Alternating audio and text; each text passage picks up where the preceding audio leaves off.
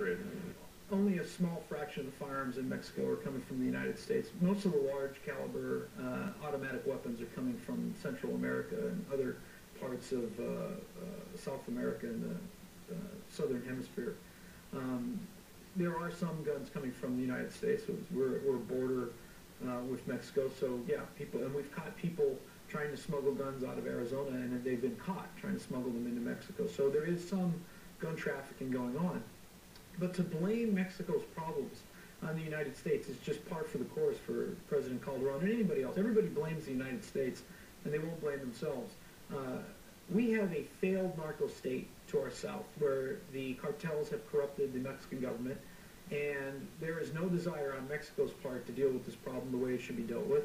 And because of that, you know, their scapegoat excuse is to blame the United States. And I think it's just, again, trying to shift blame on the United States. We're not the problem in Mexico. Mexico is the problem in Mexico. The federal government's been at war with Arizona over illegal immigration for nearly a decade, even more so under the Obama administration. Essentially what they've done is they've created a situation where we have Mexican crime spilling into Arizona. We've had drug cartel crime. We've had execution-style crime happen in the Phoenix area. And a lot of this is, one, the federal government will not defend the border, and even worse than that, now they're even arming our enemies, essentially, on the Mexican side of the border. You know, it's essentially treasonous because these are being used against American citizens. They've traced these even to execution-style murders of Mexican attorneys recently as this week. You know, so they're creating an unstable situation on the border. You know, it's bad enough they won't defend us against illegal immigration, but now they're essentially arming the people that profit from the drug trade on the border. They still haven't properly funded border resources. They talk about it, but in all reality, they're not serious about it. I mean, we know Fast and Furious is clear evidence of that. But they're not serious. They're not. After the Krentz murder and the Officer Bryan, and as an outgrowth of Fast and Furious, they're not serious. I dare say it's going to take. I think it would take probably an armed invasion of, say, Nogales or Douglas for them to probably send out the National Guard. It's a failure. All of these incidents come from one source only, and that is the failure of the federal government to gain operational control and protect the sovereignty of this country by securing our border. I mean, that's really the problem. Agent Terry would be alive today. Rob Krentz would be alive today if the federal government had done its job and secured this border to make sure only lawful commerce comes across our borders. And, you know, we love trading with our trading partner, Mexico. You know, I got the port of Douglas, I got the port of Nogales. You know, we want trade to occur, but we want lawful and legal trade. And the federal government has failed to encourage lawful and legal trade, and ironically has actually encouraged illegal trade through Fast and Furious because they are subsidizing illegal gun running in the state of Arizona. So instead of securing the border and promoting legal trade, they're actually leaving the border unsecure and sort of supporting illegal trade, which is just an astonishing thing, and it's backwards.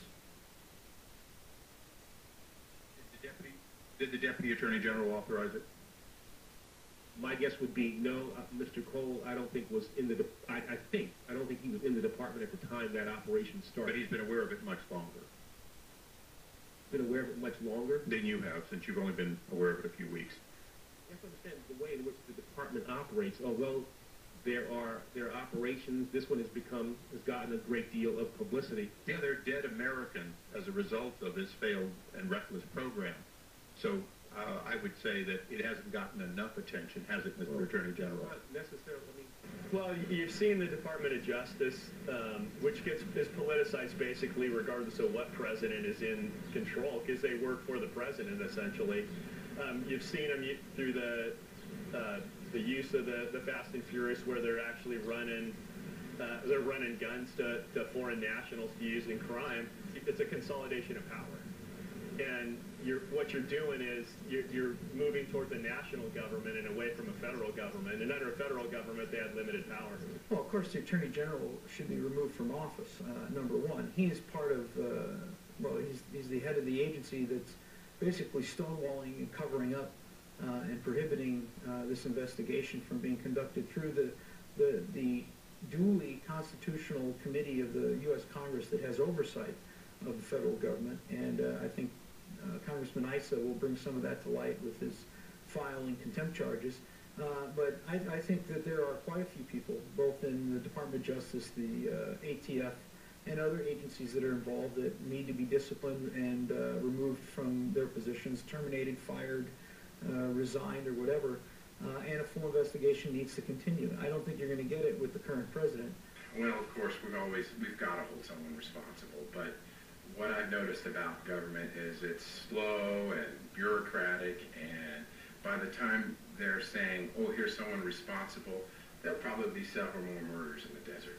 And it may result in us not knowing for a couple years until we get somebody in that office that will cooperate with the investigation. I think it's pretty clear. If you read and seen some of the testimony in Chairman Issa's committee, that in my opinion, as a member of the Arizona legislature, I believe that the federal government was trying to make our state, the state of Arizona, look bad because of our pro-Second Amendment views here. We believe in the right to keep and bear arms, and we're a very pro-gun state. And they were deliberately targeting pro-gun states, purchasing guns in pro-gun states, and smuggling guns out of our state into Mexico. And I believe an effort to malign the state of Arizona and our very liberal gun laws that we have here. And, you know, they were going to use that as an excuse to tighten those laws against the will of this state and of the citizens of this state, one of which I had mentioned earlier was an effort to limit the number of firearms you would be able to purchase in Arizona in a one-month period. And they were going to do this with any state along the border and not impose it on the rest of the country. And they were going to do it through an executive order or an agency direction rather than through a vote of the Congress. And I think that's a lot of things that make me a little nervous when you have a bureaucrat, an unelected bureaucrat, that does not go through the legislative process, imposing what is clearly an infringement on individual liberty and the right to keep and bear arms through just a bureaucratic fiat. And I'm glad that there were groups out there that opposed that and brought it to light and diffused it before it could happen. But again, I think it's an excuse. I mean, a lot of these events that occurred, I believe, are set up to try to push an agenda, and that agenda is the agenda is control.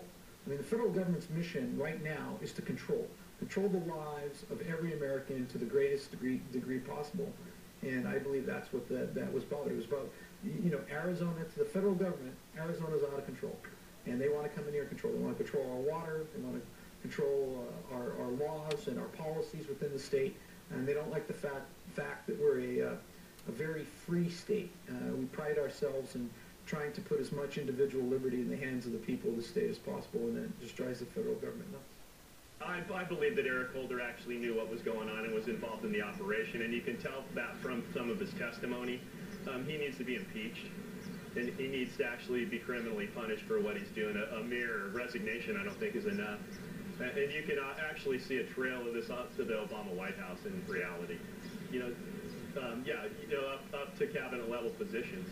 Because I think this was some kind of a grand conspiracy that they dreamt up. They thought somehow that they were immune from actually getting caught and that they could actually gin up opposition to the free ownership of guns and make more restrictive gun laws because of this. You know, it's Hegelian dialectic is what it's actually called. That when you create a problem and then you ride in on the white horse as the savior to the problem. You know, in reality, you've lost your freedom from a situation that was created by government, and we need to stand up to these kind of things. Of all the scandals in Washington, none threaten the Obama administration more than Operation Fast and Furious. And while other scandals involve bribery or corruption or lying, Fast and Furious involves lives, real lives. Lives like Rob Krentz, Agent Zapata, and Agent Terry, all victims of federal gun running south of the border into Mexico. When will it end? And when will someone from the federal government step forward and take responsibility for the violence that has been perpetrated and done on American taxpayers' time? One thing is sure, this is a federal government that has grown out of control and seems bent on restricting the Second Amendment rights of Americans and free states like Arizona and Texas.